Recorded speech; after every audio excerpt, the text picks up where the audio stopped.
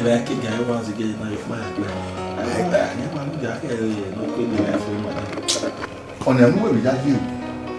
We were going to with mine. May not your go by, not you in our vagina. We might wear or living like my oh, only living like you can look up. Eh? Gazini. You want tea and apple. But okay, what I must tell you officially, congratulations. I have to also confess to you where not until we married the night we married now or Daisy. Then we have married in the man Kayao. I see no reason why so we have for you. Yeah, you married for me. Sarah to dig here and by my own calculations, I do a kill 100,000 a month.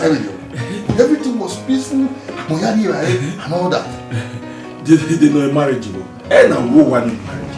Even if we are alone, who have you not in marriage? Or I had become a pig, a man saying, Good, and then a milad, willing enemy. Only in marriage. Do you hear actually? Only marriage. Brother, you are wedding. When Mario was on where he might not make the canopy as a recruit.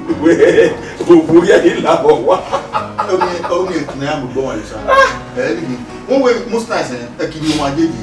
And I must also tell you, you will back settle down. Most of them, a year or come away, I was be a owner. All his office in Yagi.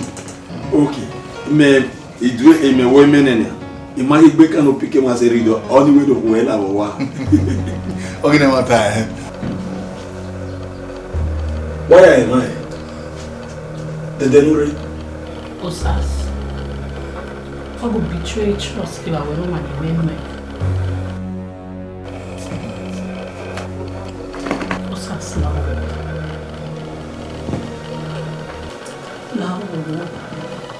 I have built my trust around you. I have built my world around you.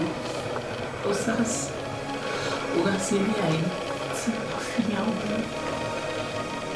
Ugasimi aye, iye na uwanere yuto. Osas, Lao, Yalekwe. Baby, who is this?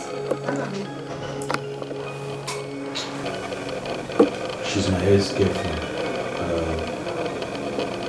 Girlfriend in the UK. Oh, I see. You mean the international prostitute?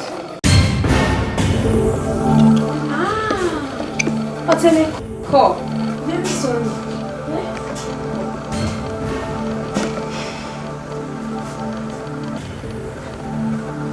Yeah, you wear me. Of course, we're not. They all wear the one you go on. Baby, is she not the European girl? Me wa gugu. Of course. Mo ibi agia.